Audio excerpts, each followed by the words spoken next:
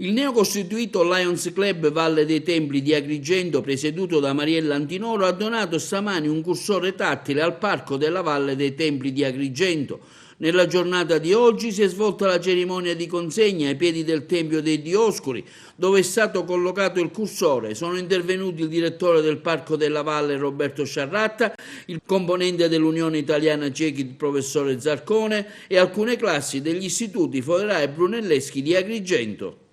Tra tutte le iniziative che abbiamo in cantiere, i componenti del Lions Club Agrigento Valle dei Templi ha sentito di dare precedenza a questa sentita iniziativa che rientra nel service Una passerella per la vita, battiamo le differenze. Abbiamo voluto fortemente donare un cursore tattile alla Valle, nelle mani del direttore del Parco della Valle, il dottor Roberto Sciarratta, che è stato disponibilissimo e che ci ha aperto le porte della Valle.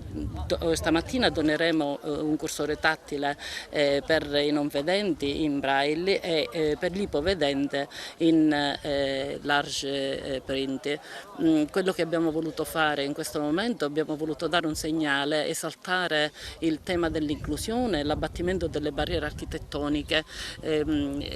Inclusione, noi abbiamo per inclusione non abbiamo guardato alla disabilità nel nostro lavoro in questa iniziativa, non abbiamo guardato alla disabilità come una condizione interna dell'individuo che crea un non funzionamento, ma come una disfunzione di un processo disabilitante che purtroppo si viene a creare all'interno delle organizzazioni che dovrebbero dare la possibilità a tutti gli individui di avere pari dignità e di camminare sulla stessa linea. È un'iniziativa che ovviamente non può che renderci felici, perché su questo tema rappresenta un tassello di un percorso che già abbiamo iniziato e che vedrà nei prossimi mesi, soprattutto il 3 dicembre, nell'occasione per la giornata mondiale sulla disabilità, presentare tutto quello che abbiamo fatto in questo campo, sia nel campo della disabilità motoria che sulla possibilità per i non vedenti di poter usufruire dei nostri monumenti. Nella nostra circoscrizione c'è un attivismo notevolissimo da parte dei club.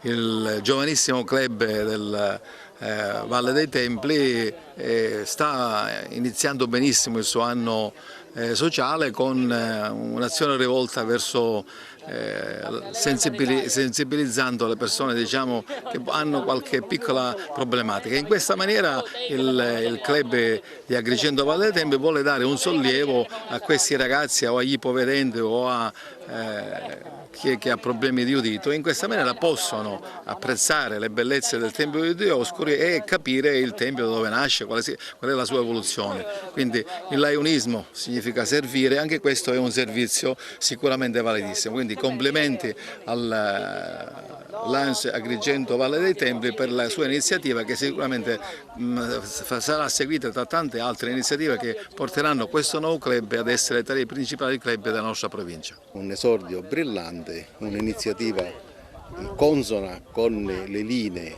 del movimento del club Lions e che sarà sicuramente ricordata per la validità della scelta.